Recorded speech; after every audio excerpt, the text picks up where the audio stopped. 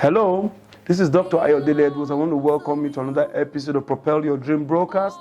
Today we are continuing our series on money-making mistakes. In the last episode, we looked at 7 things that cause people to make mistakes in handling money, and we are going to continue and take the other 7 points on what to do to avoid certain money mistakes. The 8th money-making mistake we are going to learn today is to keep money within reach that you don't intend to use. Most times I advise people, limit the cash you have within your reach. Limit the ATMs you have. Limit what you do with your phones, even on your online mobile. I tell persons, disable some of these platforms and only keep money in an account that you know is not so much in there. Don't have an ATM for your major account. Don't have a mobile transaction for your major account, because what that will do is that every time you need funds, you just go in and money is released out, and most times you cannot even account for it. So I advise you, don't keep money. Just go to a bank. Don't ask for a checkbook. Don't ask for ATM. Don't ask for USD code. Just make sure that you only use ATM for an account where you put funds that you spend on a daily basis, not major funds. If you have money, for instance, you can say, okay, every week this is a percentage of 10,000, 20,000 I have as my interest per week. If you have millions and you keep it within reach, people will come with their needs, and before you know, you might even be moved by impromptu spending, and money you have earned hard will just go away. So it's very important you don't keep money within reach. The 9th money-making mistake many of us have is to keep money in inappropriate place. For instance, some people still keep money in their stockings. Some keep monies in under their pillows. Some keep monies in places where people can easily access them, in their drawers, in their cars. Listen to me, you need to be careful where you keep funds, because when people get access and get to see monies always available, when they are tempted, it's very easy to reach out to those monies. In that same place also, it's also not good to keep money that belongs to other persons around you, because it can be stolen. Maybe your business money, you bring it home. Maybe money that somebody gave you for something, you decide to keep it at home. Is not wise, because when you keep money in inappropriate places, it can be stolen. The number 10 money mistake is to spend money on something that you can do without. Many of us have impulsive buying. Most times you see yourself while on the traffic, you see all manner of things. One of the things I do is to have a budget per month. At the beginning of the month, I draft out what I want to spend money for, and I keep it always before me, and I look out for opportunity to get that same thing at a more cost-effective rate. But not to have a budget, it means to get engaged in impulsive buying. And most times, some people buy things only to get home and realize that the one they have before can still be manageable, can still be used. Some persons will just see something and somebody tells them, marketers are after their sales. That is why you don't just hear what somebody says or you watch a jingle and you act. Those people who are hearing those jingles are after your money. You must be very discreet to ensure that you always spend money for what matters most. Now, another way that most people waste money is to spend money on liabilities rather than assets. For instance, buying a car is a liability. It will keep demanding expenditures from you. But buying a land is an asset.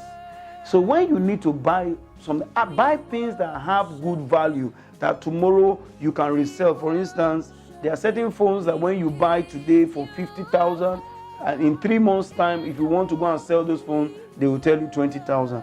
So if you need to buy something, check the good second-hand value. Check that if you need to dispose it tomorrow, can you get value for it? Not only that, if you have that thing, is it something that is always in demand, that it will be easily to even dispose, not even the amount alone. So you must make sure that you don't buy things that are depreciate in value. Always invest in things and spend money in things that will add value in your life.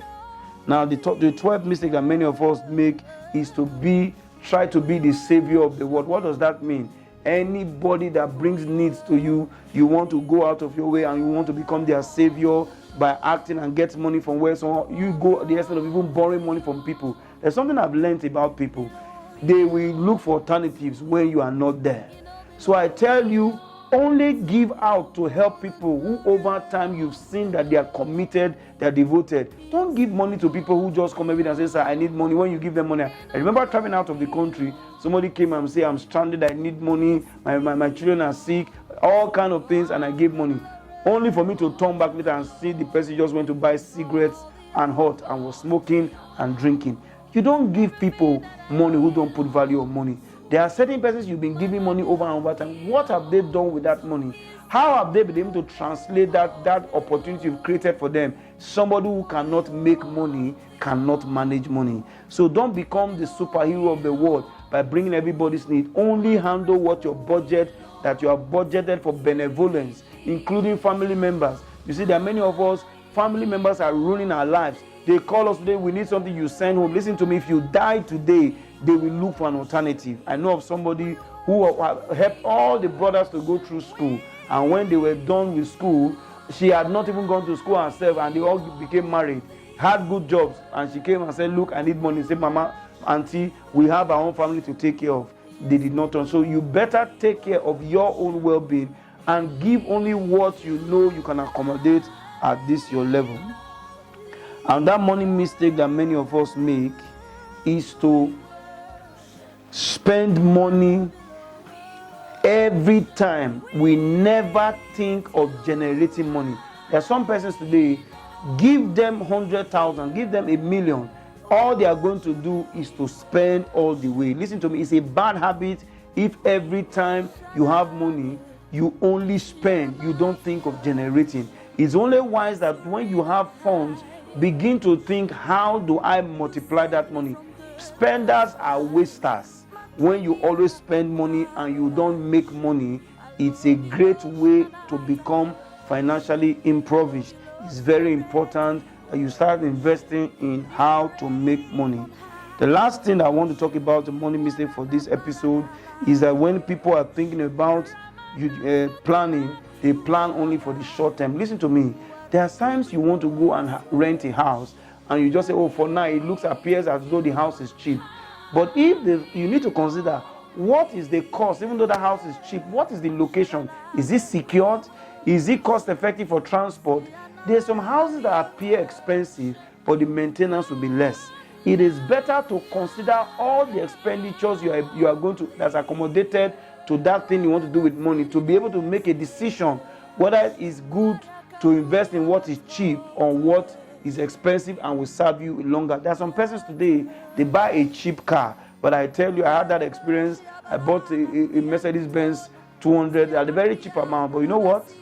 In 1 year, what I spent in buying that, in maintaining that vehicle, could have given me something better. So ensure that when you are planning of how to spend money, think of the long term, think of maintenance, think of having value. Don't just spend because it is cheap for now. I hope this has been a blessing to you, and I hope it makes great impact. God bless you. Bye. All the glory